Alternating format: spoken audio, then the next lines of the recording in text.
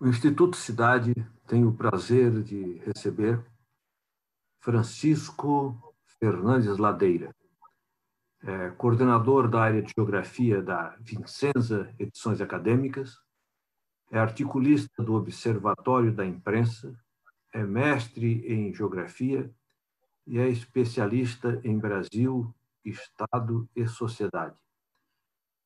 O Francisco é um estudioso de mídia, é uma pessoa voltada à compreensão da imprensa. Ele dá sequência a um trabalho iniciado pela TV Cultura por um jornalista muito importante chamado Alberto Dines. Voltava este programa a observar a imprensa e criticar a imprensa a partir de membros da imprensa independentes da imprensa, digamos, comercial. Prestou um grande serviço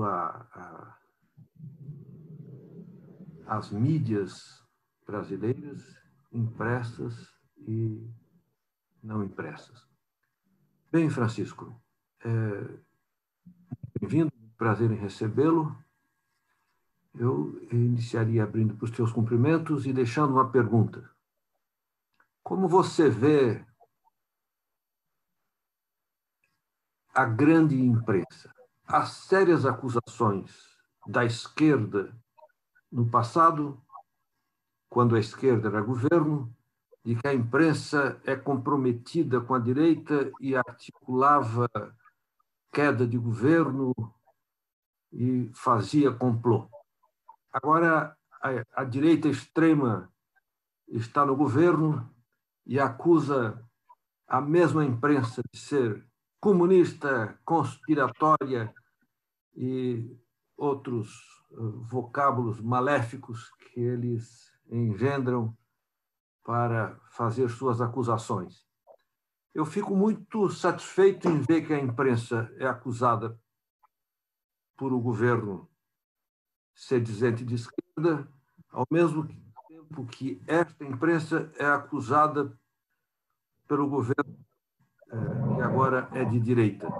Isso me dá uma ideia de que a imprensa é um pouco independente, mas o profissional que estuda estas ocorrências, tu, gostaria da tua opinião. Saudações, Léo. Saudações a todos do Instituto Cidade. Gostaria de parabenizar pelo excelente trabalho em prol da cultura brasileira.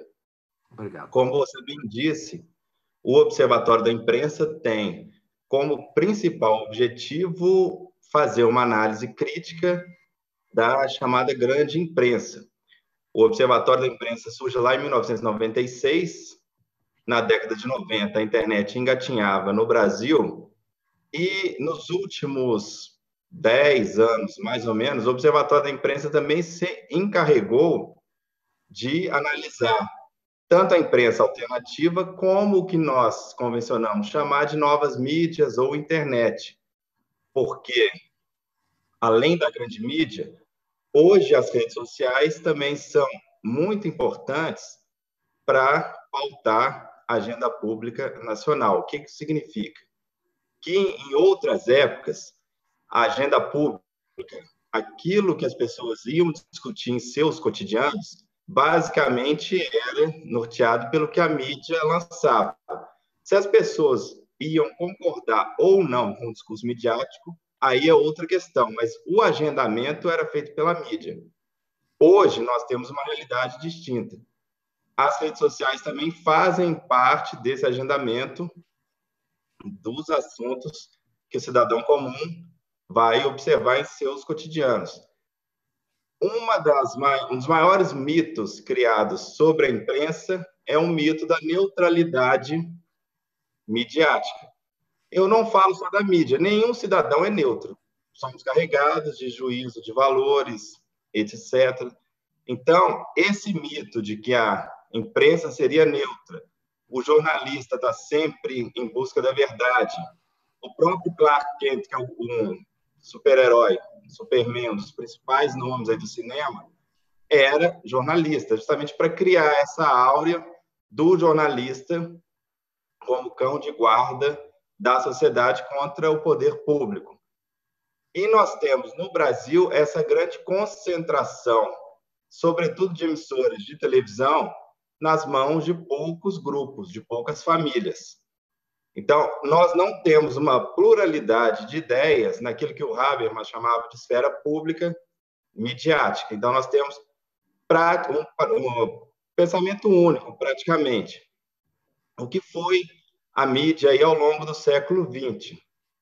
É inegável que houve participação da mídia no golpe de Estado de 1964, durante a ditadura militar, por mais que se falasse em censura, entre outras questões que dificultavam o trabalho da imprensa, houve uma certa conivência.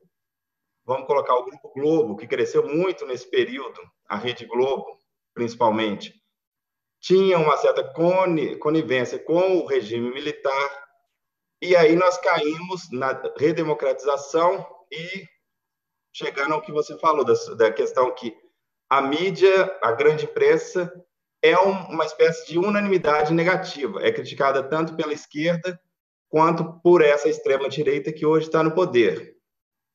Eu, no meu trabalho de 10 anos no Observatório da Imprensa, eu percebi que durante os governos Luiz Inácio Lula da Silva e Dilma Rousseff, a mídia era uma espécie de partido político da oposição. Era o partido político das forças conservadoras. Vide aquilo que o Gramsci fala, que no momento de declínio dos partidos políticos tradicionais mais à direita, quem assume essa função é a mídia. Então... É verdade isso. E te digo mais.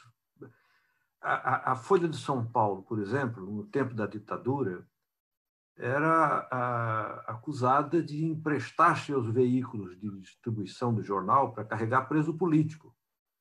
A Rede Globo foi muito apreciada pelos militares, porque, inclusive, faria a união geográfica, geopolítica do Brasil.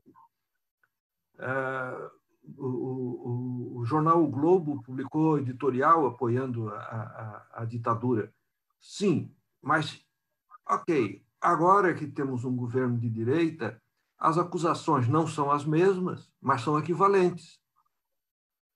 Ou seja, a acusação de que a mídia se articula contra um governo, é verdade, a esquerda tem bastantes elementos para essa acusação. Ou pensa que tem.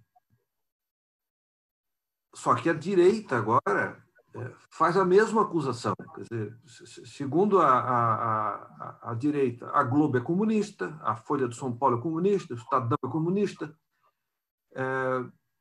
o Supremo, que não é mídia, mas também é comunista. Quer dizer, o que me interessa saber é esta questão de uma acusação equivalente de conspiração, claro, com acusações em sentido contrário, porque uma acusava de conspiração à direita quando estava à esquerda.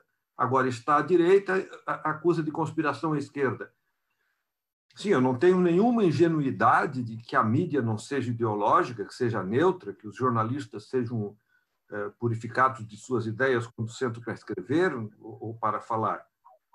Mas queria insistir nesse segundo aspecto, o aspecto de que a direita faz esta acusação de que a mídia conspira.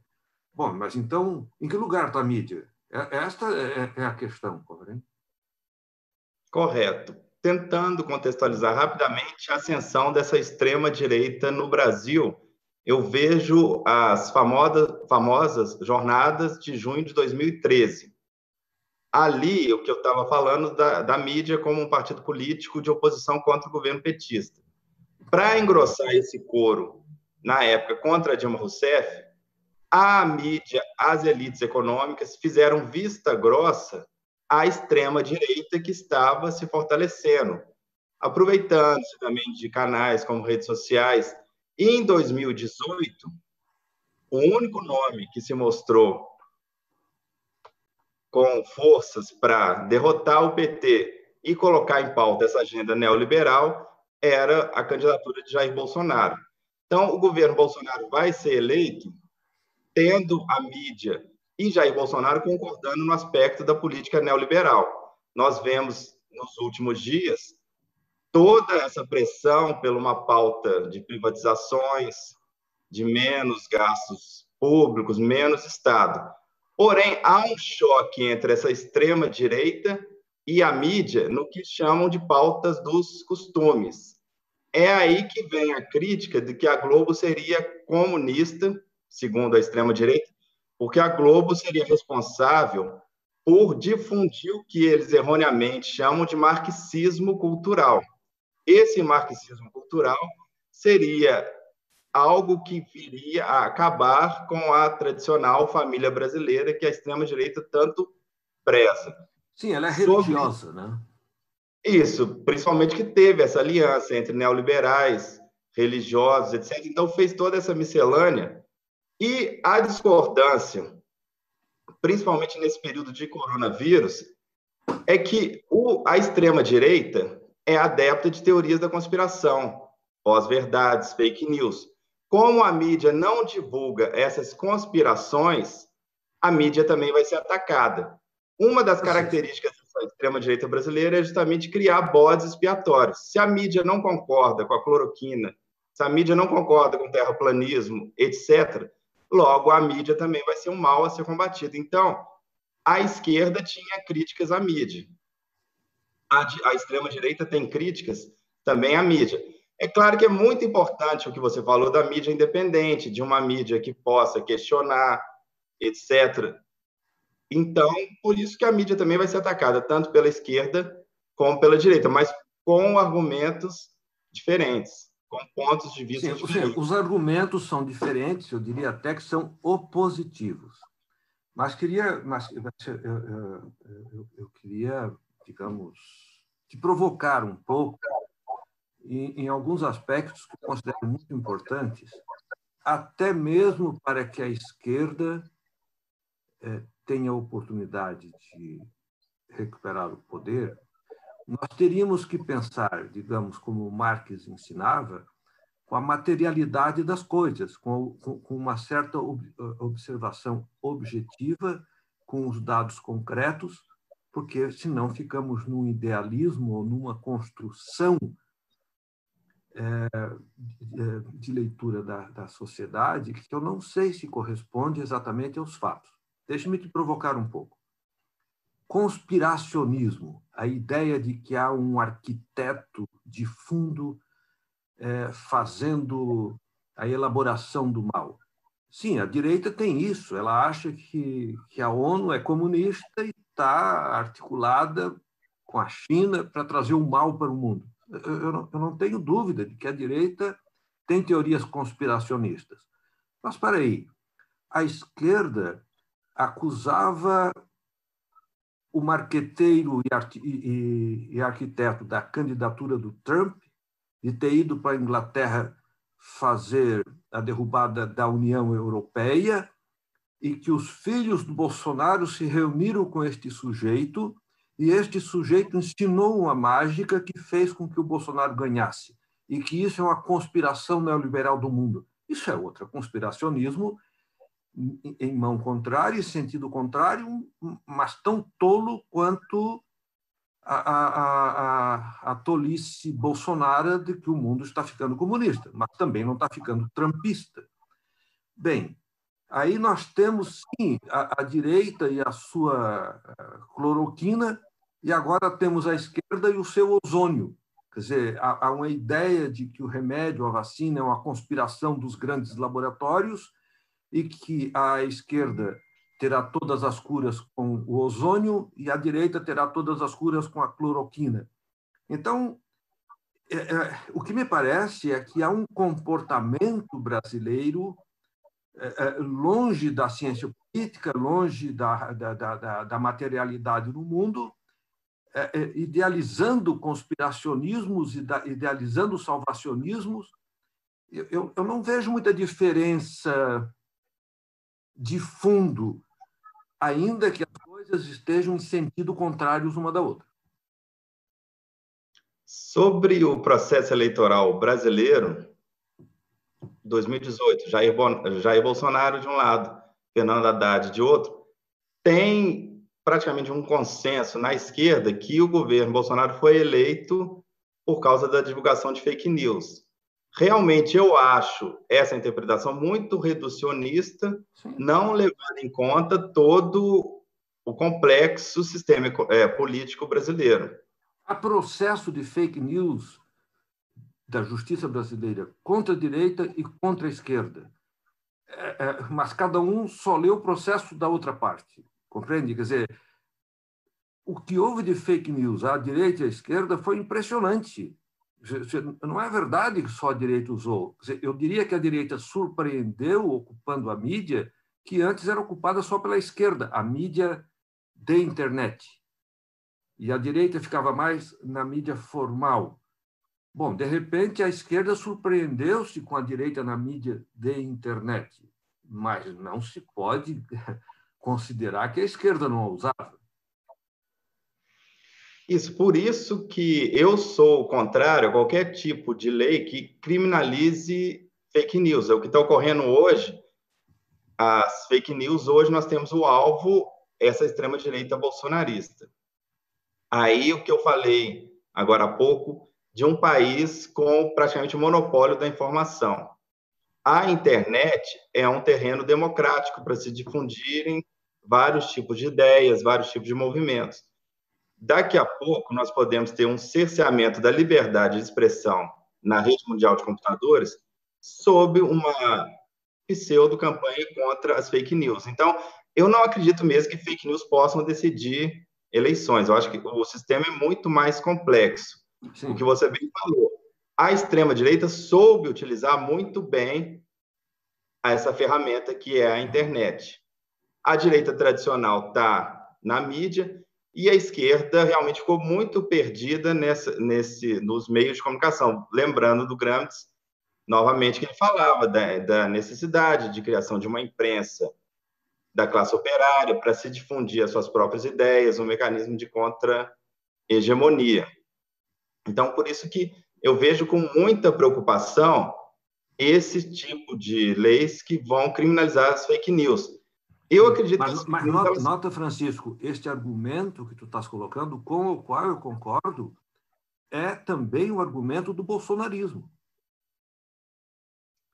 Compreende? Exato. Eles utilizam esse argumento, porém, se a gente for pensar o que é judiciário, grande mídia no Brasil, aí não é teoria da conspiração. São instituições também não neutras que estão a serviço também do mercado, que tem uma força muito grande dentro desse contexto. Francisco, te provoco de novo. Tudo quanto é processo chega no chamado STJ, Superior Tribunal de Justiça, e no Supremo Tribunal Federal, STF. Bem, 90% de um tribunal e 90% do outro tribunal são nomeados pela Dilma e nomeados pelo Lula. 90%. Então, quer dizer, a Dilma e o Lula nomearam os seus conspiradores.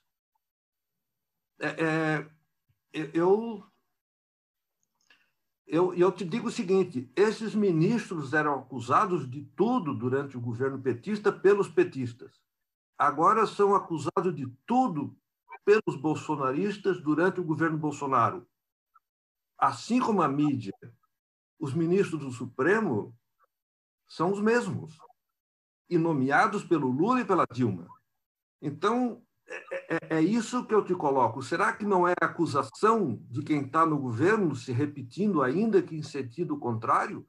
Quer dizer, como é que você vai dizer que o Lewandowski, por exemplo, que tem toda uma história de PT, nomeado em confiança pelo PT, vai dizer que está perseguindo o Lula e a Dilma? Você vai dizer que o presidente do Supremo, que foi historicamente advogado do PT, filiado ao PT, militante do PT, ele perseguiu o Lula e a Dilma? Eu concordo contigo que circula o que dizes, mas eu suspeito de que é insatisfação com decisões do Supremo e não decisões engajadas do Supremo à direita. Eu lembro, voltando então à época do governo petista, que a direita tradicional, por isso que é bom de fazer essa distinção entre a direita tradicional e a extrema-direita. Ambas concordam com a agenda neoliberal. Então, na época, a direita tradicional, como ainda hoje, estava em decadência. A gente não vê nenhuma grande liderança hoje com votos na direita tradicional. Para fazer essa oposição ao PT, como que a direita tradicional, na época, agia? Mecanismos extraparlamentares, que era a mídia e o judiciário.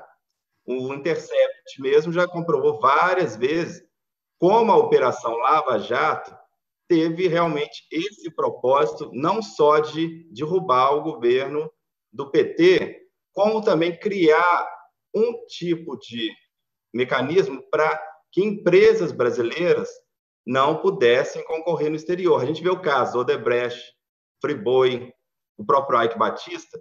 Não se trata de defender esses agentes econômicos, mas só destacando que eram agentes que estavam indo para o mercado externo e batendo de frente com empresas ligadas a grandes grupos capitalistas estrangeiros. Então, eu vejo nesse aspecto contra o Partido dos Trabalhadores, não defendendo o PT, mas uma agenda que era de interesse dos Estados Unidos, que é o que chamam de lawfare, utilizando a própria lei brasileira. O governo Jair Bolsonaro já tem um direcionamento autoritário. Então, esse choque de poderes seria inevitável.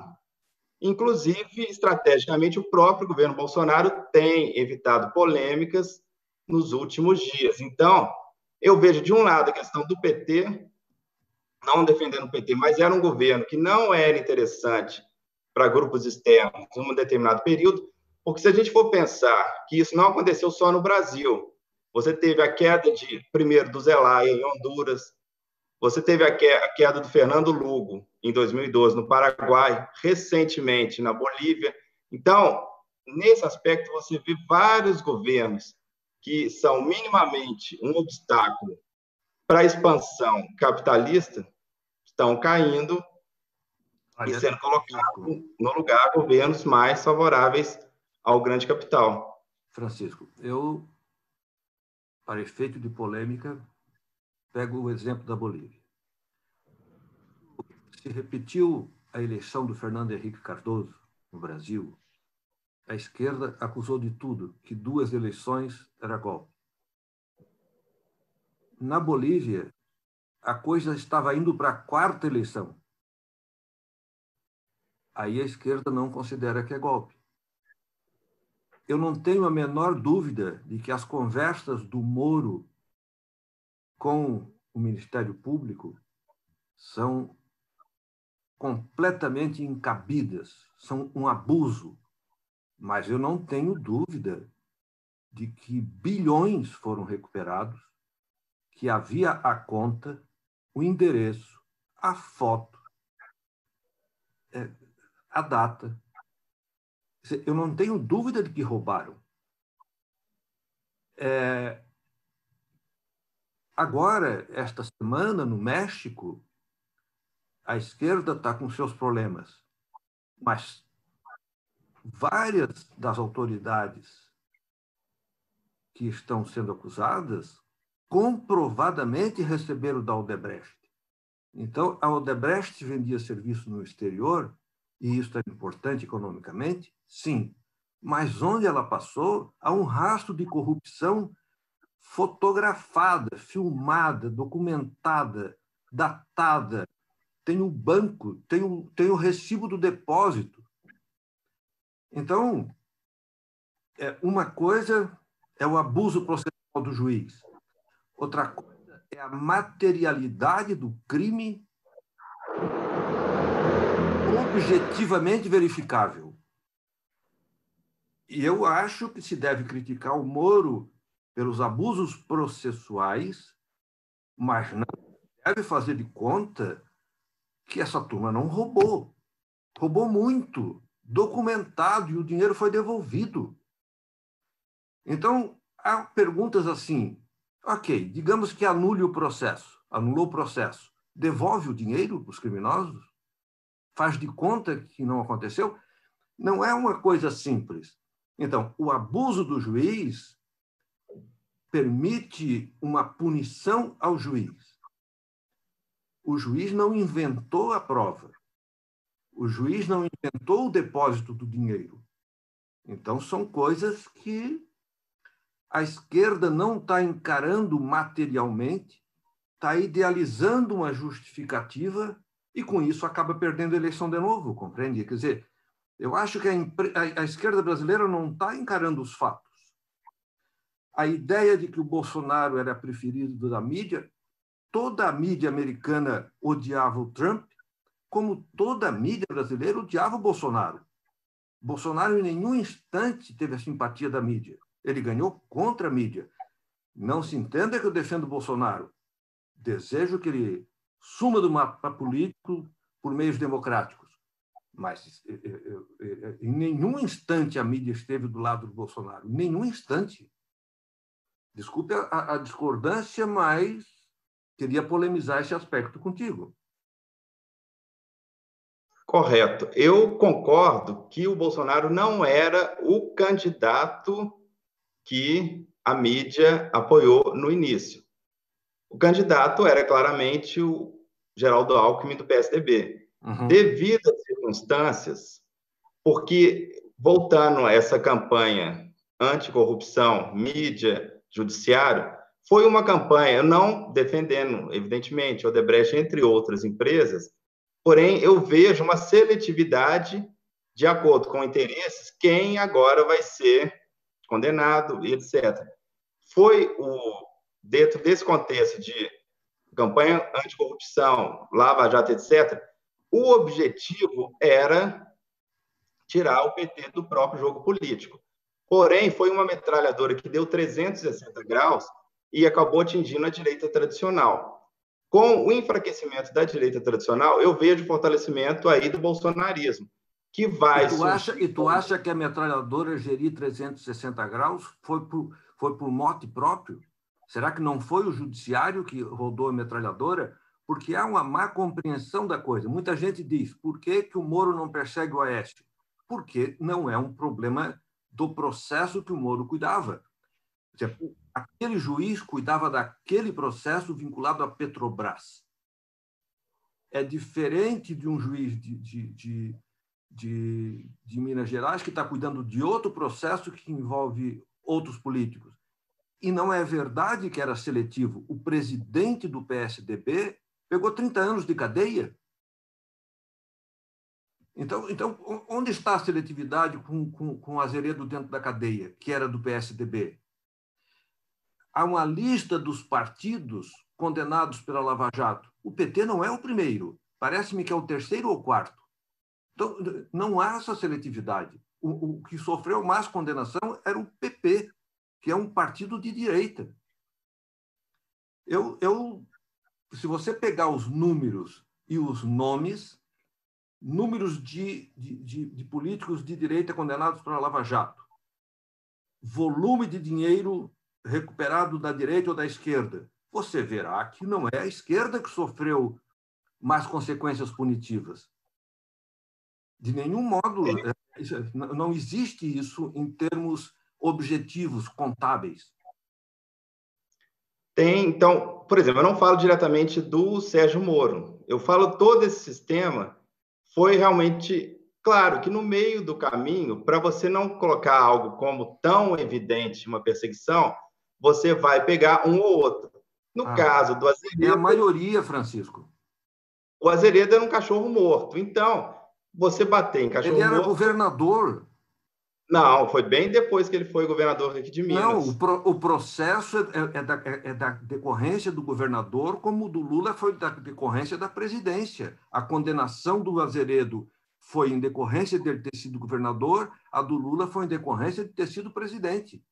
Quer dizer, o Azeredo era candidato novamente. Compreende? E insisto, todos os tribunais superiores, todos, foram nomeados pelo Lula e pela Dilma, em 90%.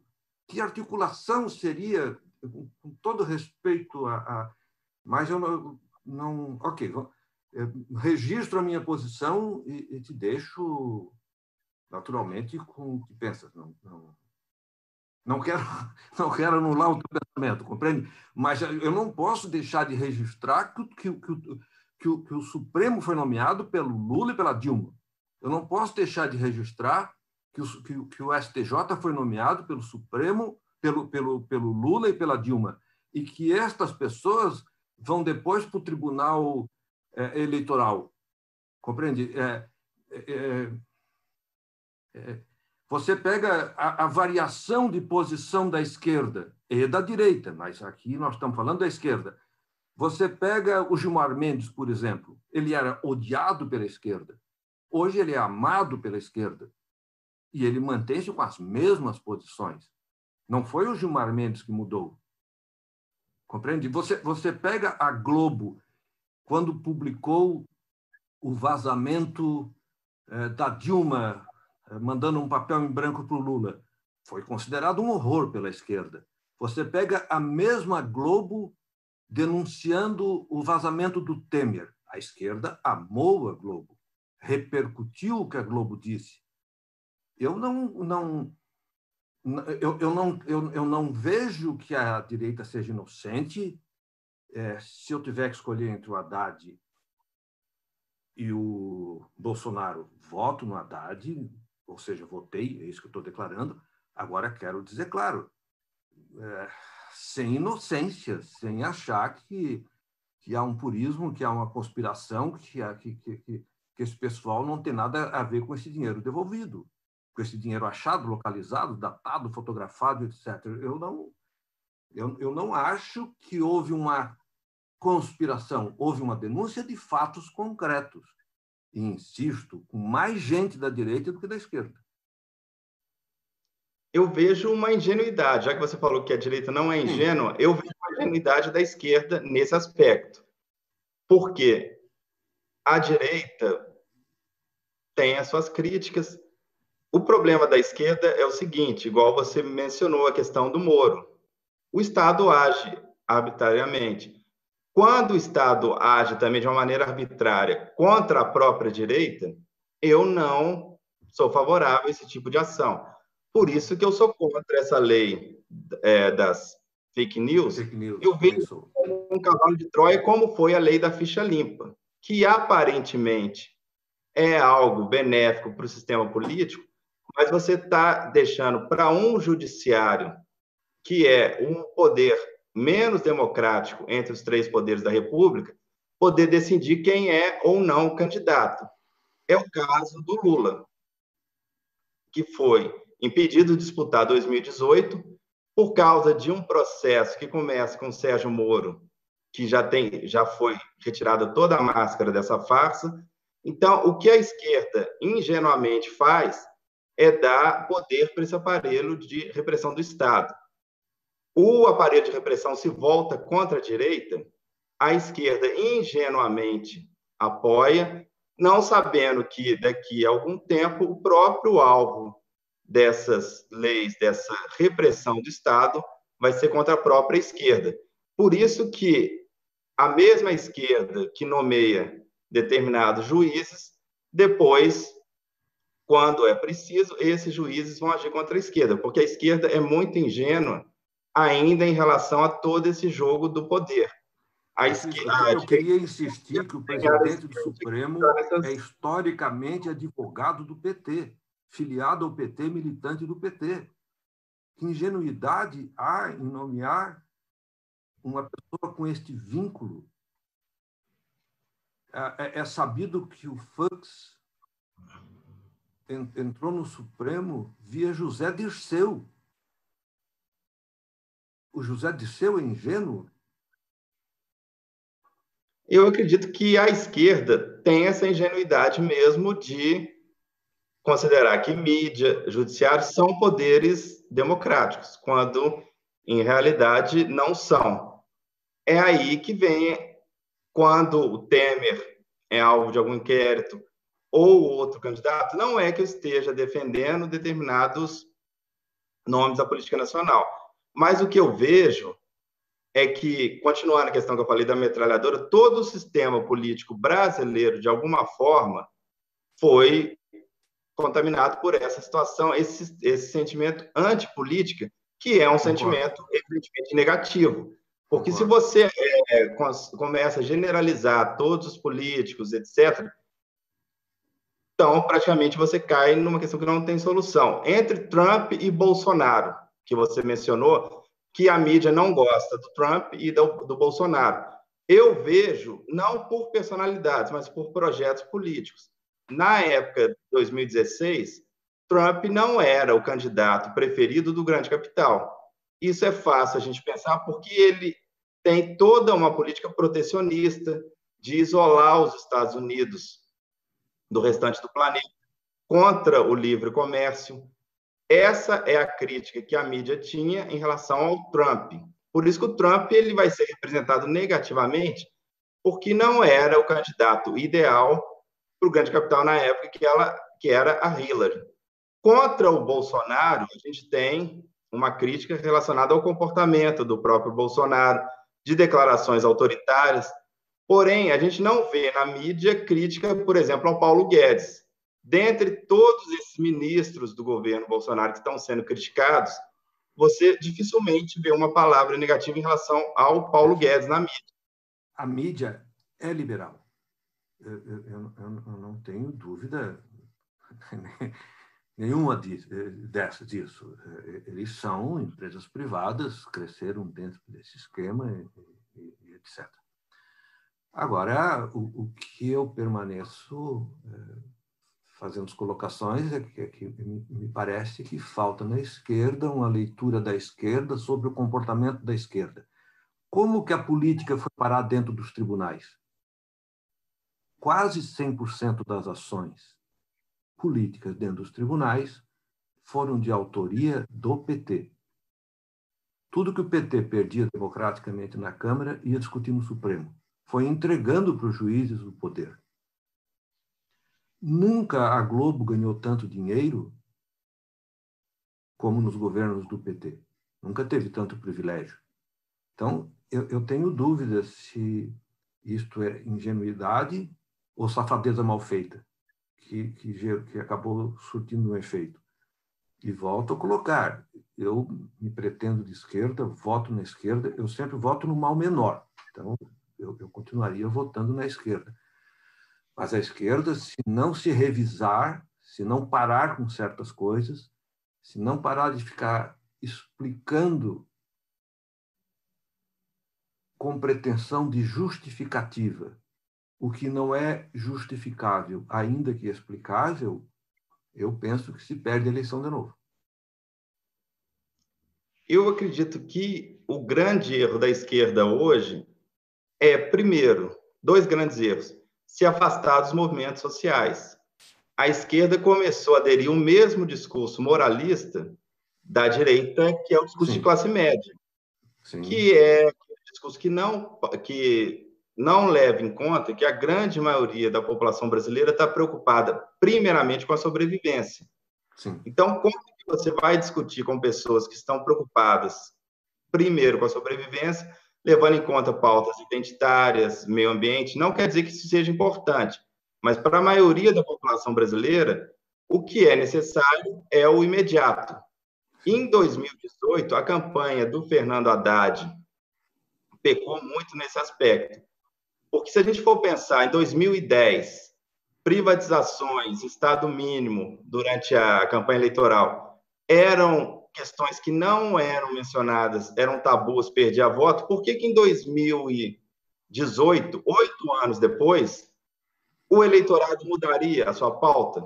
Não, porque o próprio Jair Bolsonaro conseguiu fazer, como consegue até hoje, fazer com que a esquerda caia nessa armadilha discursiva de, em vez de discutir emprego, neoliberalismo, vai discutir questões de gênero, questão feminismo. Não quero dizer que essas pautas não sejam importantes, mas Sim, São mas pautas a esquerda cai na armadilha de discutir cloroquina e ozônio, cai na armadilha de discutir filho, cai na armadilha de discutir religião.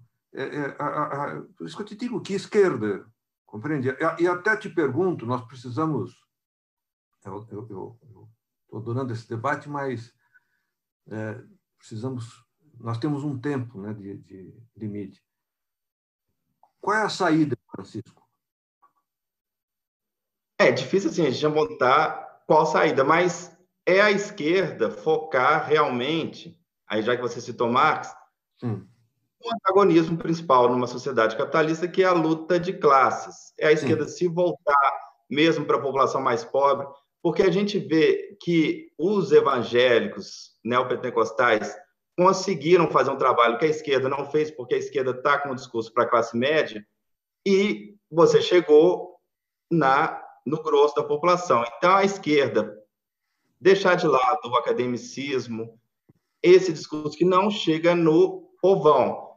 Esse é o motivo, por exemplo, por que fez o Lula tão popular. Ele fala a linguagem do povo. Então, a esquerda se perde nessa ingenuidade de cair em armadilhas discursivas, de não ter realmente um projeto diretamente para essa população mais pobre, que em grande parcela foi capturada pela direita. A gente vê a extrema-direita muito forte nessa população pobre. E você vê pessoas nas camadas mais baixas defendendo ideias que não são as delas, empreendedorismo, defendendo a meritocracia. Então, a esquerda teria que recuperar essa população. Sim, eu desejo muito que o Brasil se encontre com suas expressões mais democráticas, que nós retomemos, no mínimo, o iluminismo liberal e que saia desse retrocesso terraplanista, dessa estupidez anti-ciência, desse direitismo de fundo medieval que estamos vivendo. Eu concordo contigo que não há saída fácil. Eu tenho muita dúvida de conspiração de um lado só, tenho muita dúvida de inocência, tenho muita dúvida de articulação para derrubar esse contra aquele. Eu não sigo muito estas hipóteses, mas acho importante te ouvir, porque tu alertas para pontos que, em sendo, são pontos fundamentais, porque furam a democracia, esvaziam a república, desmancham a possibilidade de um espaço público com regra limpa, com jogo explícito. Muito obrigado por trazer a tua inteligência e o teu saber até nós, e espero que aconteçam coisas daqui até as eleições que nos levem para outro caminho. Muito obrigado, Francisco. Eu que agradeço, Léo. É bom a gente ter esse debate enquanto ainda nós temos um espaço democrático, né? Não me mostra assim, muito otimista sobre os próximos anos, mas a gente segue tentando questionar, criticar e buscar novos caminhos. Um abraço a todos.